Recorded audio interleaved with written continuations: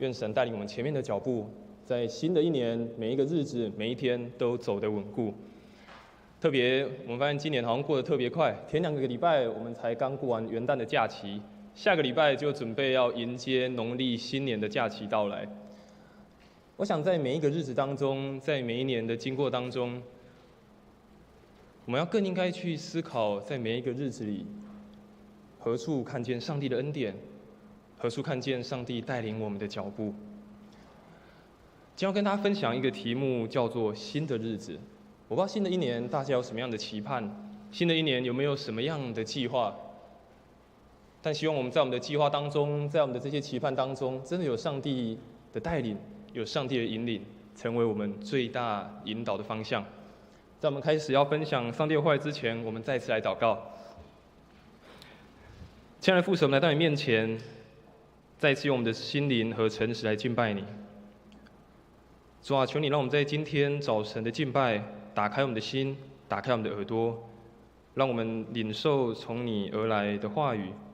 也领受从你而来属天的恩典。求你帮助我们每位弟兄姐妹，在今早的礼拜当中，真实的与你相遇，真实的经历到你同在的美好。将以下时间全然交托仰望，求主与我们同在。祷告奉主耶稣的名求，阿们。刚说到今年其实过很快，我们现在上前2个礼拜还在元旦，下个礼拜我们就准备要农历过年了。在我们华人或者是你说这个我们的习俗里面，我们对于农历过年，我们好像比较相对熟悉一点。但是大家知不知道在，我们1到12月，就1月、2月、3月到12月，事实上这每一个月份当初的定是从一个他们罗马的宗教、他们的神明所定出来的。在1月份元月份的这个月份里呢，当时的罗马宗教他们所用的是古罗马的一位神，叫一个双面神，他叫亚努斯。那这位神很特别，他有2个脸，一个脸展望着过去，一个脸看向未来。我想我们现在今年可以说还站在路口而已，我们好像也还在展望过去的一年发生的事情，但同时我们也在看向今年会发生什么样令我们期待或者是意想不到的事情。有一部电影叫做《阿甘正传》，可能有许多人都有看过这部的电影。其中的这位男主角在电影当中有一句的台词令人非常印象深刻。他说：“生命就像一盒巧克力，你永远不知道下一个是什么样的味道。一盒的巧克力里面，你永远不知道你拿到的那颗巧克力是甜的、是苦的，还是什么样的味道，永远不知道。你只有放到嘴巴里，尝到那个味道，你才知道，哇，这颗是甜的，这颗是苦的，这个是什么样的口味。我想我们的人生，或是我们的生命也是如此，我们永远不知道下一秒、下一刻会发生什么样的事情。甚至在我们今年，我们可能已经有一些计划了，我们有一些不一样的规划在我们的安排里，但我们永远不知道下一秒会发生什么事。我们永远没有办法知道，在我们的计划里面会不会产生不一样的意外。当我们在看圣经的时候，有许多的圣经人物，事实上他们的生命好像也是这样，他们的生命好像也在吃巧克力一样。他们永远没有办法知道他接下来所面对、所经历到的到底是发生什么事情。当我们看到圣经当中的摩西，他的一生非常的特别。当他刚出生的时候，他的妈妈为了要保护他，所以就把他放到一个竹篮里面，最后被埃及捡到皇宫里面，然后抚养他长大。前面的40年，他在埃及里面当一个埃及王子，过着被人服侍，然后过着一个非常好的一个生活。却没想到中间的40年发生了什么事，他必须逃到旷野。因为他杀了一个埃及人，所以他必须逃到旷野，在那里牧羊躲藏起来。接下来后面的40年，上帝又叫摩西说：“啊，摩西，我呼召你回去带领以色列人离开埃及，你要成为他们的领袖。”于是后面的40年，摩西带领以色列人经过旷野，然后带领他们要慢慢走向迦南地。你看摩西的生命是不是像在吃巧克力一样？他可能觉得一开始哇，吃一个好甜的巧克力，好好吃哦。但没想到接下来吃到是一个好苦的巧克力，而且越来越苦。我们的生命可能也是如此，我们可能还觉得啊，去年过得不错，最近过得不错，但会不会下个月、下个礼拜，甚至是明天，就发生了令你觉得意想不到的事情呢？但是更重要的是，在这些事情的背后，我们知道我们有谁可以依靠。在这些事情发生的背后，我们知道是谁在带领着我们。我们今天所看的这段的经文，记载着以色列人他们被掳到巴比伦帝国，经过了快要70年。以赛亚先知鼓励他们，也提醒他们，有一天你们会回到你们自己的故乡，回到耶路撒冷去。但是，在这个鼓励的过程，以赛亚也再次的提醒以色列人，让他们知道上帝的心意到底是什么，也让以色列人知道他们跟上帝的关系到底是如何。所以今天我们也再次透过以赛亚43章的这段的经文，我们一起来思考，甚至也是给我们一个很大的提醒：新的一年开始了，新的日子开始了，但是在这样子的年日当中，我们可以如何来经历上帝更多呢？所以第一个想要跟大家分享的事情是，在经文里面以赛亚所提到的第一件事情要跟大家分享的是回想往事，但是要数算主恩。好，回想往事，但是要数算主恩。我们刚刚所看的第一段的经文，以赛亚，我们刚刚所看的是现在中文译本，但我们看和合本的圣经，他说耶和华在沧海中开道，在大水中开路，使车辆马匹、军兵勇士都出来，一同躺下，不再起来。他们灭没，好像熄灭的灯火。一开始，以赛亚用这段的经文告诉以色列人，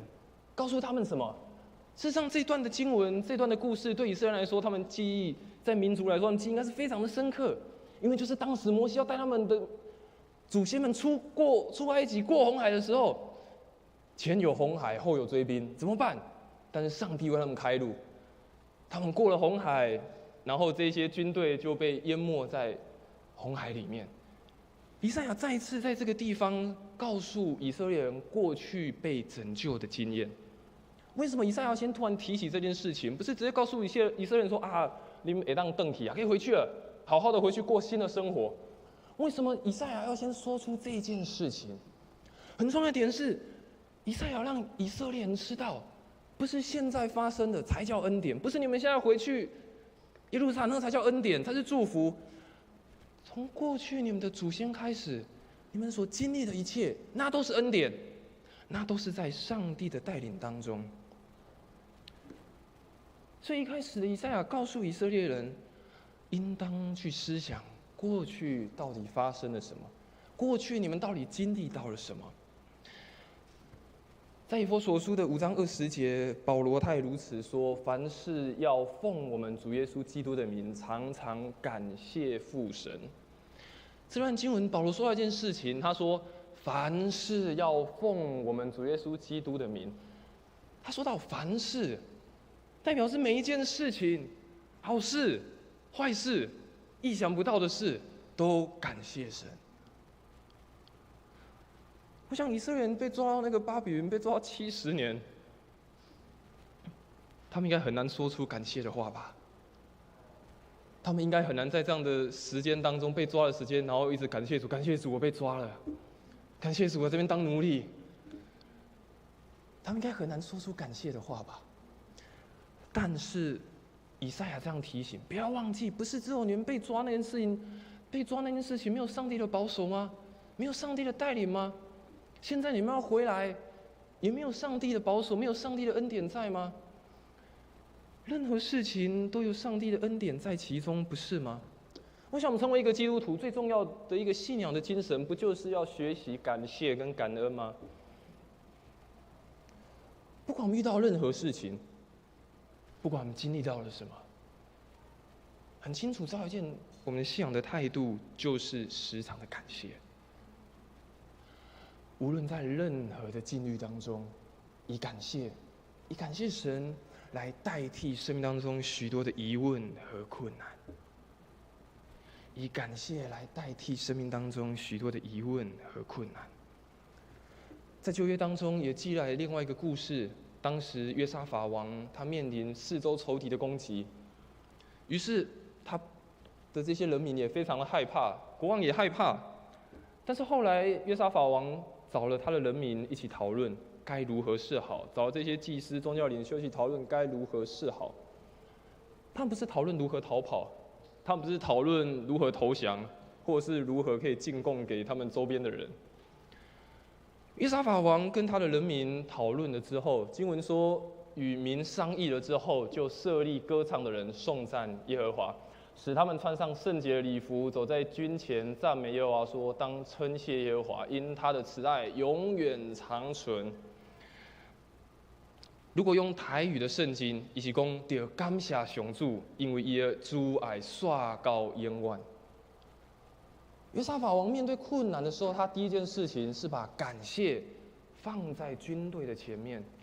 把感谢放在人民的前面。为什么？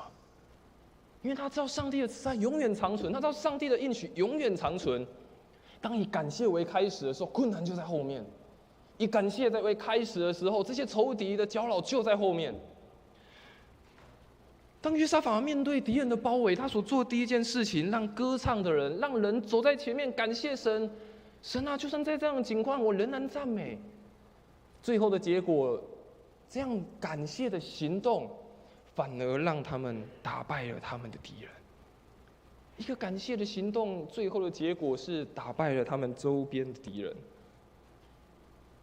我想这是给我们一个很大的提醒，也是给我们一个很大的鼓励。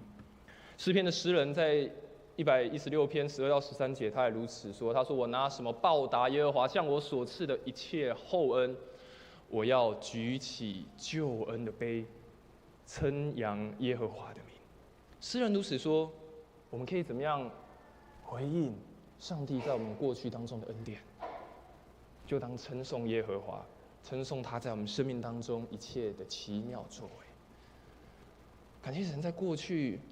不论是好，不论是坏，都有他的带领。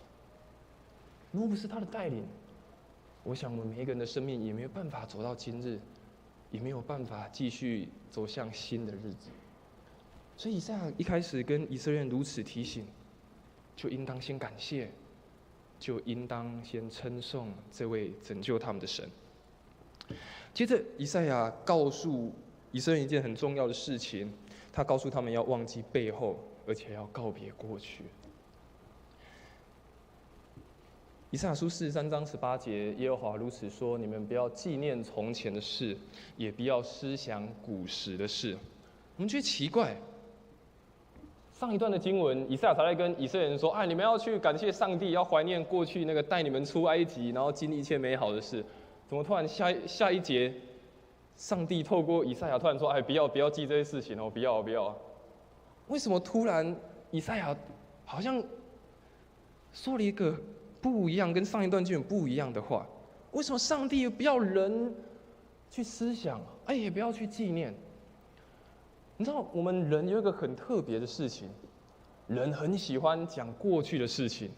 甚至喜欢沉浸在旧的地方。如果男生是当过兵的，你一定知道，只要一群男生聚在一起，一定会讲一件事情：当兵的经验。哇，过去这边的时阵有多好，当兵有多勇，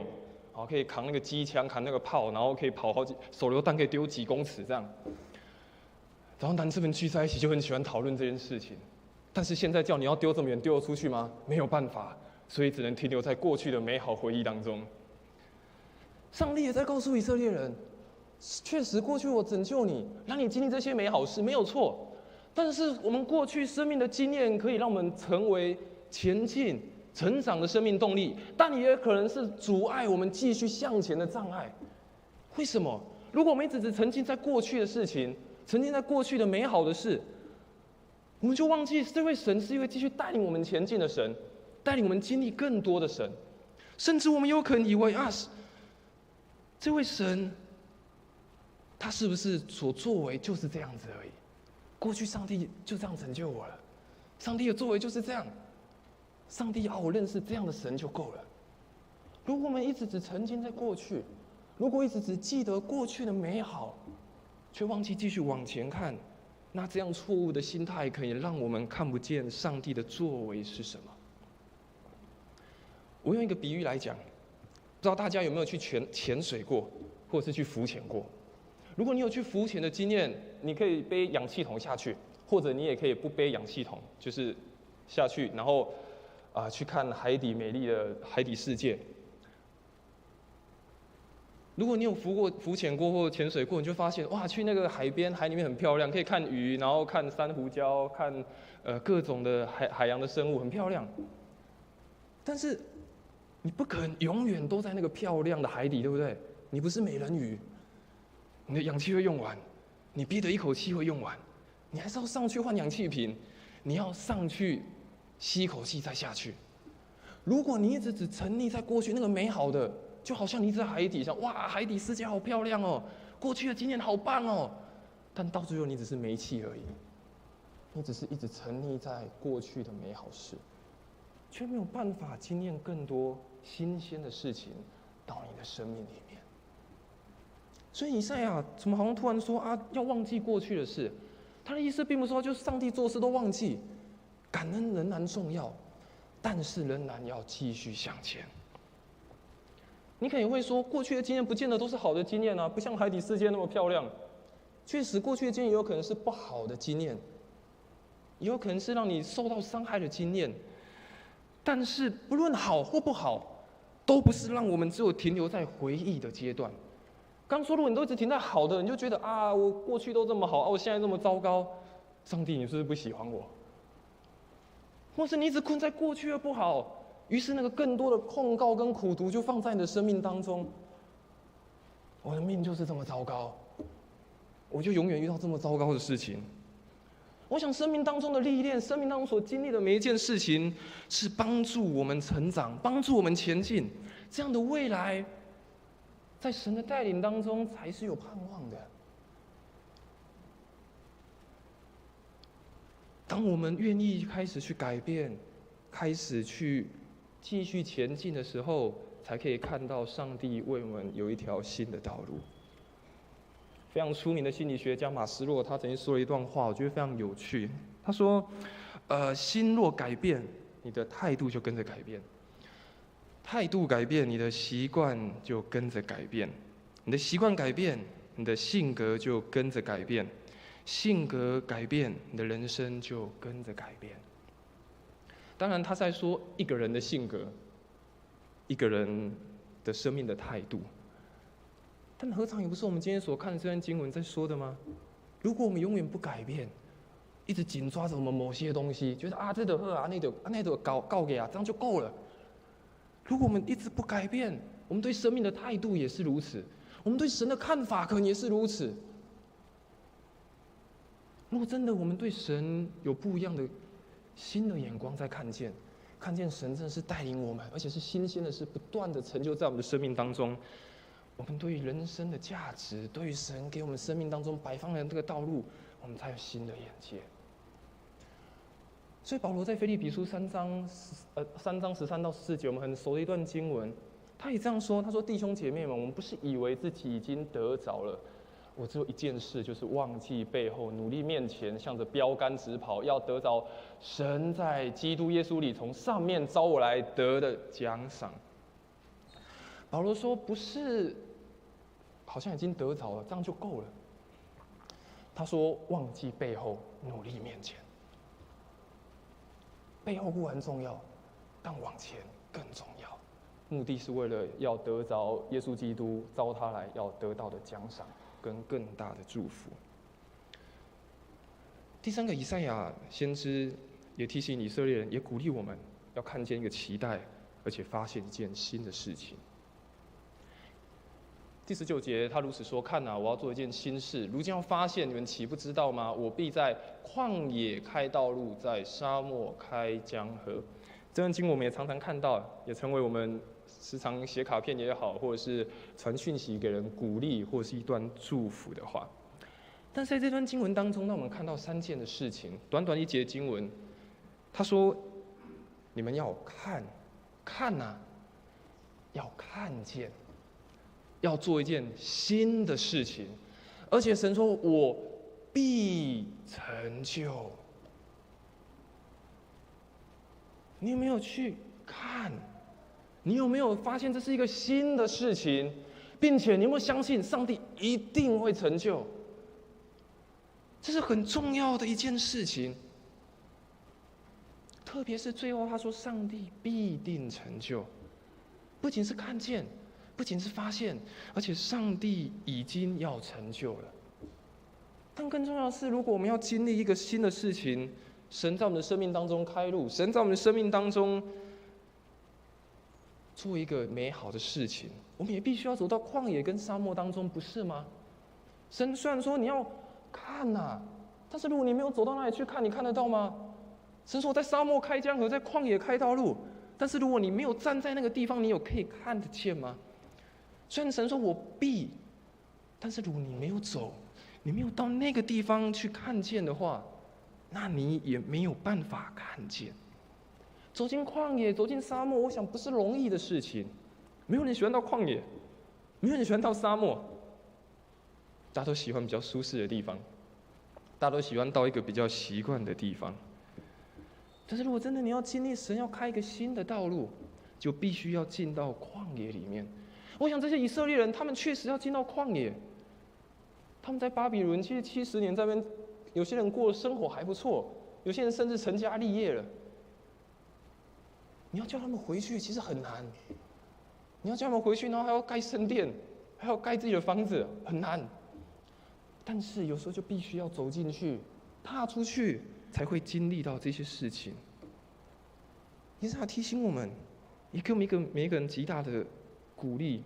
当我们学习放下很消极的，学习放下一个觉得好无奈、很冷漠，而反而用一个积极而且愿意挑战的心去面对，才有办法看到上帝要做的新事是什么。我想我们最应该就是存着一个盼望的心，看见上帝要成就的新事是什么。耶稣在路加福音5章37到38节，他说了一个比喻，他说：“没有人把新酒装在旧皮袋，若是这样，新酒必将皮袋裂开，酒便洒出来，皮袋也就坏了。但是新酒必须要装在新皮袋里。”在耶稣的那个时代，法利赛人处处与他作对，因为法利赛人认为他们的律法才是正确的，法利赛人认为他们讲的才是正确的。耶稣的出现，一个新的人出现，对他们来讲是一个非常大的冲击。他们觉得耶稣是在扰乱他们的，冲击了他们的地位。但耶稣说这段话，他并不是说律法不好，或者是法利赛人不好。耶稣不是强调什么，不是强调说旧的就不好，而是耶稣在强调一件事情，他说一件事情。如果当一个新的事情要产生，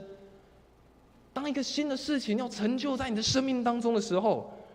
而你为了只保留旧的，而你拒绝了新的话，那是一件非常可惜的事情。上帝时常用我们意想不到的事情、意想不到的时间，成就在我们的生命当中。如果我们不用一个开阔的心去领受，那我们可能就错过了一件事，错过了这件美事。也错过了我们生命可以更加开阔的机会。所以在以赛亚，所以信仰当中最重要一件不变的事情，就是在上帝的教导跟真理当中不断的改变。新的事情其实不断的进来，我想上帝的恩典，上帝的给我们的恩膏也是不断的在改变，不断的更新。我想唯一的不变是我们在上帝的教导跟真理当中，我们不断的去领受，也不断的改变。让我们所信仰的这位神，成为我们在这个时代当中疑惑的时代、不安的时代新的想象。我们不是只困在这个时代当中给我们的答案，不是只认为某些事情就只能靠这样解决，不是只有某些事情的标准才是对的，而是在我们的信仰当中，在上帝的真理跟教导当中，在这个时代成为我们新的想象，走出一条上帝为我们预备新的道路。所以以赛亚在54章第2节，他也如此的说：“主耶和华如此说，要扩张你的帐幕之地，张大你居所的幔子，不要限制，要放长你的绳子，坚固你的橛子。”因为这句话也成为我们今年的鼓励，成为我们最大的祝福。愿神扩张我们的境界，愿神带领我们经历更多，不仅在我们个人的生命当中，也在我们的家庭，在我们的工作上，更在我们的教会里面。希望我们的教会今年真的是领受一个新的事情，在我们教会来成就，让我们教会在新的一年当中继续走在上帝为我们预备的道路当中。更重要的，这个预备的道路，我们要凭信心来前行，因为主必保护我们，主必带领我们经过这条道路。最后的经文他说：“野地的走兽必尊重我，野狗和鸵鸟也必如此，因我使旷野有水，使沙漠有河，好赐给我的百姓、我的选民喝。这百姓是我为自己所造的，好述说我的美德。”为什么以赛亚突然说到说野地的走兽必尊重我，野狗、鸵鸟也必如此？是他们要回耶路撒冷的这些路上的野狗很凶吗？流浪狗很多吗？并不是，而是在当时他们要回去耶路撒冷的时候，有许多的困难仍然摆放在前面。刚说他们要回去耶路撒冷，其实他们有很多放不下心的事情，他们要领受这件新的事情，他们有很多的困难。过去辛苦的家园，美丽的耶路撒冷被巴比伦毁坏了，圣殿被拆了，城墙被毁了。当他们回去的时候，只剩一团的废墟，什么都没有，而且被抓70年了。有些人可能有第2代、第3代了，有些人在那边有家业、有子孙了。哇，你叫他要放弃一切，然后要回到耶路撒冷，好像有点困难。而且回去要盖房子、盖圣殿，太辛苦了。而且更重要的是，回去的四周围，路上仍然有许多的仇敌。等着要侵扰他们，甚至你看圣经，当他们回到耶路撒冷的时候，要盖圣殿，附近人就起来反对他们，控告那个波斯政府，让他们不可以继续来建造。但是上帝透过以赛亚刚刚的那段经文说，野兽、野地的走兽都必尊重我，野狗、鸵鸟也必如此，因为神是使旷野有水，沙漠有河。要赐给他的百姓，让他的百姓可以述说他的美德。我想在这些困难的背后，在这些以色列人他们要回到耶路撒冷所遇到的这些种种的问题，很重要。以赛亚提醒他们，要凭着信心踏出去。我想我们每一个人生命当中也会有不同的困难，或许此时你也面对一个非常大的困难。就摆放在你的生命里面，可能是你自己在你的工作上，在你的孩子上，在你的家庭当中，或许此时你也面对一个困难。但是纵使面对困难，我们学习不是把困难无限上纲，而是需要在对神的信心当中寻找一条新的道路。确实，我们不知道我们踏出的下一步会经历到什么，我们不知道下一刻会有什么令我们意想不到的事情又发生了，我们永远不知道。但是我们唯一能做的是踏出一条信心的道路。当摩西带领以色列人要出埃及进到迦南地，摩西把棒子交给约书亚，约书亚要带领以色列人进迦南地的时候，他们必须要先过约旦河，河水非常的湍急，不知道该如何是好。但是上帝告诉以色列人，告诉约书亚，吩咐他们一件事情。约书亚记第3章第4节，上帝透过约书亚吩咐百姓说：“你们看见耶和华你们神的约柜，又见祭司利未人抬着，就要离开所住的地方，跟着约柜去。只是你们离约柜相离要2000走，不可与约柜相近，使你们所知道当走的路，因为这条路你们向来没有走过。”上帝透过这些话语鼓励以色列人，跟他们讲，这条路没有走过，但是上帝与他们同在。他们不知道踏下那个湍急的约旦河会发生什么事情，他们不知道踏进这个迦南地有什么样的困难，但上帝说跟着他一起走，因为这条路你们没有走过。我想新的一年，虽然现在才1月，不过接下来还有10几个月我们要经过，接下来10几个月我们也都没有走过，我们也不知道该如何走。